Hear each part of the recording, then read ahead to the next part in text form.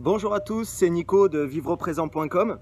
Alors aujourd'hui je vous retrouve suite encore une fois à un de mes coachings là, qui vient de se finir, que vous pourrez retrouver dans la description en lien. C'est un coaching sur 20 heures en fait. Et je me suis retrouvé face à un élève qui en fait était bosseur, mais il n'avait pas une méthode quotidienne pour atteindre la liberté financière.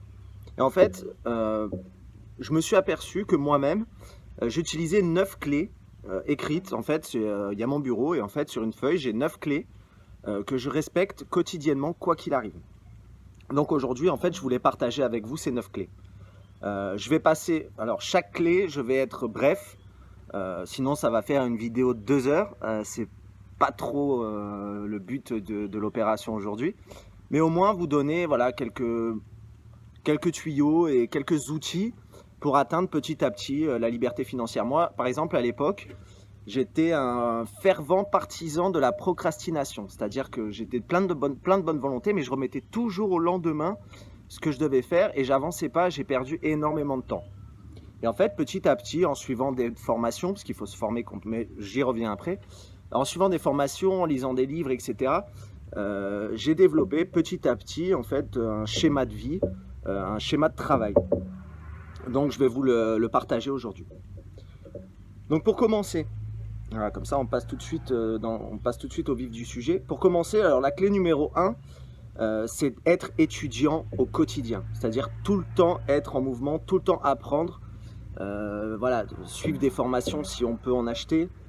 Des séminaires, il y en a des gratuits, il y a des conférences, il y a des livres, des très bons livres d'ailleurs que vous pouvez retrouver dans ma section livres dans les petites annonces sur vivreauprésent.com, mais vous aurez aussi le lien dans la description. Voilà, lire, apprendre, on est toute sa vie, on est un cherchant, un étudiant. Il ne faut pas l'oublier. Je sais que la majorité d'entre vous n'arrive même pas à finir un livre par an. Ce qu'il faut, c'est, voilà, moi j'en suis à un livre par semaine. Bon, il y a à apprendre et à laisser. Je ne dis pas que tous les livres sont bons, mais c'est important de lire, voilà, et d'apprendre. Ensuite, une fois que vous avez passé ce cap-là, vous avez bien intégré ce système-là, il faut passer, en fait, il faut, comment expliquer ça?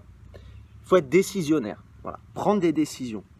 Il y a beaucoup trop de gens indécis qui ne prennent pas de décision, et pourtant c'est la clé. Voilà, vous avez décidé de vous mettre au sport, vous avez décidé de perdre du poids, vous avez décidé de gagner de l'argent, voilà, il faut décider. Voilà. Et ensuite, ça m'amène au point 3, c'est que quand on a décidé, il faut passer à l'action. Il ne faut pas réfléchir, voilà, vous avez décidé d'aller au sport, comme je disais précédemment, allez-y. C'est pas parce que vous avez un petit coup de fatigue, non, aujourd'hui j'y vais pas, non, allez-y. Voilà, faites-vous violence, c'est important. Perdre du poids, par exemple, voilà, c'est pas facile, c'est des sacrifices, etc. C'est ce qui amène justement au point 3, au point 4, pardon. Quand vous avez décidé, vous êtes passé à l'action, il faut en payer le prix. Alors, par exemple, gagner de l'argent sur Internet, tous ceux qui vous diront que c'est simple, que c'est rapide, etc., c'est faux. Voilà, je vous dis tout de suite, je vous dis la vérité. C'est du travail, c'est de la discipline, c'est de l'organisation. Donc, quand vous avez décidé, vous passez à l'action. Quand vous passez à l'action, vous acceptez d'en payer le prix. Voilà, donc c'est plus simple de regarder une série, c'est plus simple de regarder un film ou de rester couché et de rien faire. Non, c'est pas comme ça que ça marche. Si vous voulez réussir, voilà, il faut en payer le prix. Ensuite, un point important, mais qui n'est pas évident à mettre en place, mais voilà, déjà si on essaye, c'est pas mal, c'est la règle de mise en lumière. C'est-à-dire qu'en fait, il faut s'arranger pour qu'il y ait plusieurs centaines de personnes chaque mois qui apprennent votre existence en fait. Voilà, faites du bruit, partagez sur Facebook, sur les réseaux sociaux, faites des vidéos YouTube, arrangez-vous pour avoir un maximum de gens qui apprennent votre existence. Voilà. Pourquoi? En fait, ça va vous amener plein de choses. Au-delà des ventes et de l'argent que vous pouvez faire grâce à l'affiliation de vos produits numériques ou votre boutique en ligne, etc. Ça va vous amener ce qu'on appelle la loi d'opportunité. Moi, ce que je l'appelle comme ça. C'est-à-dire que plus vous aurez de gens dans votre entourage ou qui vous suivent, ou qui vous suivent, c'est le terme, plus vous aurez accès à des opportunités. Voilà, vous serez à même d'avoir dans votre entourage ou dans les gens qui vous suivent, des gens qui sont sur la bourse, par exemple, dans les crypto-monnaies, qui vont vous alerter, tiens, il y a une bonne affaire à faire. Ou un poste qui se libère dans une entreprise, si vous voulez être salarié, ou si vous avez des ambitions de carrière dans une entreprise. Enfin bref, voilà, augmentez votre cercle, votre influence, votre réseau, pour que petit à petit, les opportunités viennent à vous, d'elles-mêmes d'ailleurs. Voilà, donc ça, c'était pour le point 5. D'accord ? Le point 6, augmentez vos compétences. C'est-à-dire que ça ramène un peu au point 1, c'est-à-dire que si vous apprenez quotidiennement, vous allez augmenter votre compétence. Mais on ne peut pas être compétent dans tous les domaines, c'est impossible. Moi, par exemple, je cherche actuellement quelqu'un pour m'aider dans les montages vidéo et pour me filmer, parce que là, par exemple, je suis tout seul. Et je sais que c'est ma lacune, je ne suis pas bon dans ce domaine, donc je suis en train de chercher quelqu'un pour s'en occuper. Et bien c'est pareil, vous avez une entreprise, vous n'êtes pas bon en comptabilité, faites appel à un comptable.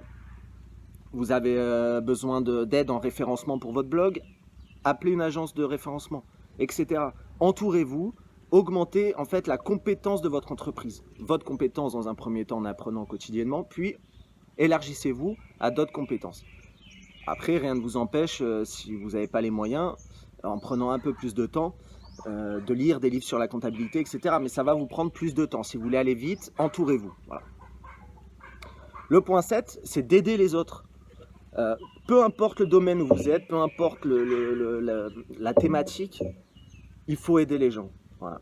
Essayez de comprendre la problématique profonde des gens qui vous suivent ou des potentiels clients pour les aider. Voilà. Aider les autres, moi j'appelle ça la loi du retour, c'est-à-dire que vous donnez pour recevoir. Et tous les gens qui gagnent de l'argent ou qui ont un gros capital, aujourd'hui, ont forcément aidé quelqu'un.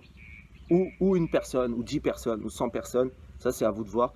Mais aidez, aidez, aidez. Voilà, soyez éthique, honnête, faites votre travail correctement et aidez l'autre. Il saura vous le rendre, quoi qu'il arrive. Le point 8, alors là c'est important, c'est peut-être avec le dernier point, le point 8 et le point 9, c'est deux points très très importants. Il faut économiser pour investir dans des actifs, d'accord ? Stopper les dépenses inutiles. Maintenant, passez à l'action sur des actifs. Actifs. Ne dépensez pas d'argent inutilement dans des voitures, dans des vêtements que vous avez sûrement d'ailleurs une armoire pleine, j'en suis sûr. Voilà, n'achetez pas la dernière paire de chaussures.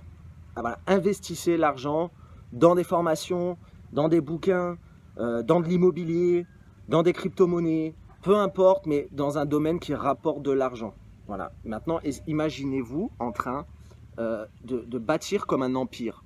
Peu importe l'échelle, hein, ça peut être un petit empire, un grand empire, mais diversifiez-vous, diversifiez vos revenus, investissez. Voilà, c'est vraiment très, très, très, très important.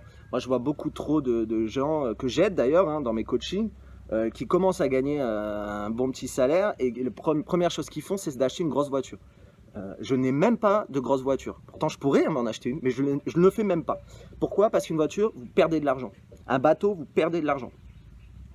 Des vêtements, vous perdez de l'argent. Ça ne sert strictement à rien. Alors, investissez dans de l'or, dans des valeurs refuges, dans de l'immobilier. C'est ce que... D'ailleurs, je ferai une vidéo là-dessus parce que c'est vraiment le top à faire, c'est l'immobilier. Les crypto-monnaies, je vais aussi faire une vidéo là-dessus, c'est intéressant à faire. Avec prudence, mais j'y reviendrai. Voilà, donc économisez, investissez, économisez, investissez. Voilà. C'est un sacrifice aussi, parce que voilà, vous allez devoir économiser un peu d'argent chaque mois, mais c'est très important. Le point 9, ne diabolisez pas l'argent, d'accord ? Je vois trop de personnes qui me disent l'argent ne fait pas le bonheur, l'argent c'est que pour les salauds qui marchent sur les gens, etc. C'est pas vrai. Hein. L'argent, ça vous amène une liberté, ça vous donne le luxe du choix, d'accord ? De pouvoir faire ce que vous voulez.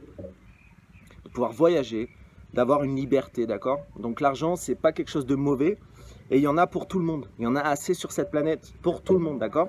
Donc lancez-vous, c'est pas trop tard et surtout arrêtez de diaboliser. On a des pensées limitantes, des croyances qu'on traîne depuis qu'on est petit. Je pense que c'est l'éducation aussi qui fait ça.